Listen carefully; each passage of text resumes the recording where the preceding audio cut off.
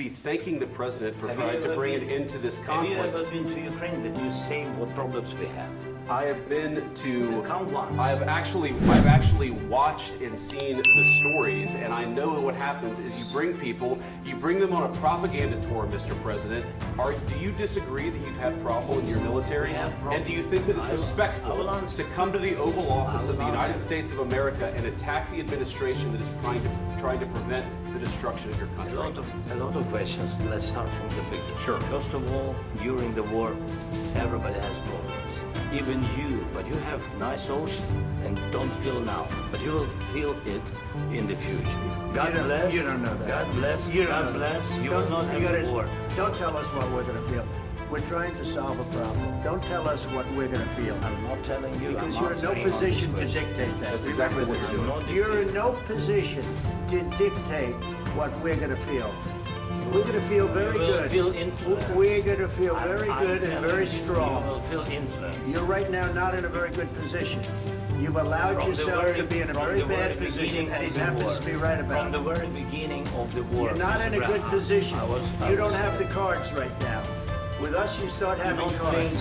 Right now, you don't. You're playing cards. You're playing cards. You're gambling with the lives of millions of people. You're gambling with World War III. You're gambling with World War III. And what you're doing is very disrespectful to the country, this country. That's back to you. Far more than a lot of people said they should have. Have you said thank you once? This entire meeting? No, in this entire meeting, have you said thank you? You went to Pennsylvania and campaigned for the opposition in October, all for some more of America, and the president who's trying to save your country. Please, you think that if you will speak very loudly about the war, you He's not speaking loudly. He's not speaking loudly. Your country's in big trouble. Wait a minute. No. You've done a lot of talking. Your country is in big trouble. I know. You're not winning. You're not winning this. You have a damn good chance of coming out okay because of us. Mr. President, we are staying in our country, staying strong from the very beginning of the war. We've been alone, and we are thankful. I said thanks you haven't been in this alone. cabinet. You haven't been alone. We gave you, through this stupid president, $350 billion. We gave you military equipment, and your men are brave, but they had to use our military equipment. If you didn't have our military equipment, this war would have been over in 2 weeks. In 3 days, I heard it from Putin. In 3 days. This is something maybe less. In 2 weeks, of course, yes. It's going to be a very hard thing to do business like this. I tell you. Just say thank you. I said a lot of times to American people. Except that there are disagreements, and let's go litigate those disagreements rather than trying to fight it out in the American media when you're wrong. We know that you're wrong. But you see, I think it's good for the American people to see what's going on. I think it's very important. That's why I kept this going so long. You have to be thankful. You don't have the cards. You're buried there. Your people are dying. You're running low on soldiers. Listen, you're running low on soldiers. It would be a damn good thing. And then you tell us, I don't want a ceasefire. I don't want a ceasefire. Look, if you get a ceasefire right now, I tell you, you take it so the bullets stop flying and your men stop falling killed. Those are the ones to stop the war. But I say you don't want to ceasefire. I want a ceasefire because you get a ceasefire faster than anybody else. Fire, what they think. That wasn't with me. That wasn't with me. That was with a guy named Biden who was not a smart person. That was with Obama. It was your president. Excuse me. That was with Obama who gave you sheets, and I gave you. The statement is Obama gave sheets and Trump gave javelins. You got to be more thankful. Because let me tell you, you don't have the cards. With us, you have the cards. Without us, you don't have any cards. It's going to be a tough deal to make because the attitudes have to change.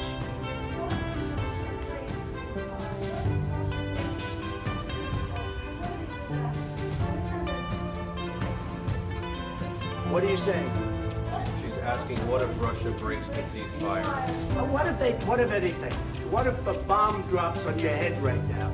Okay? What if they broke it? I don't know. They broke it with Biden because Biden, they didn't respect him. They didn't respect Obama. They respect me. Let me tell you, Putin went through a hell of a lot with me. He went through a phony witch hunt where they used him and Russia.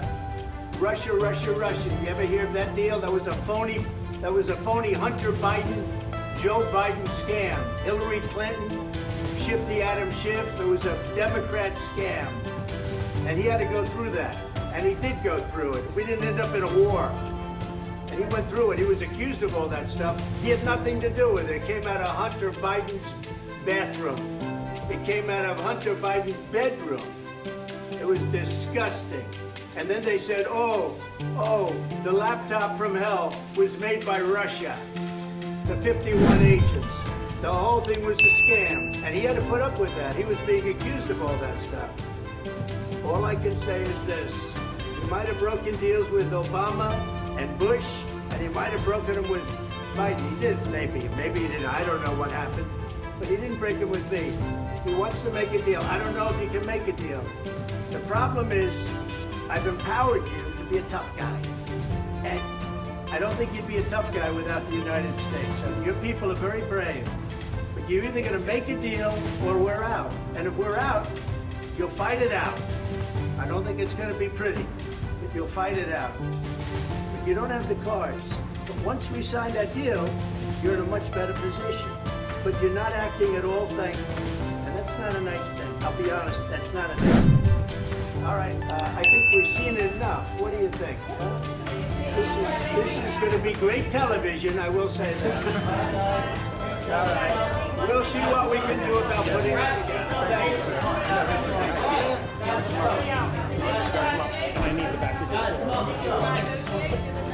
We'll see. All right, guys, come on. Wait. Hey, guys, come on. Let's move.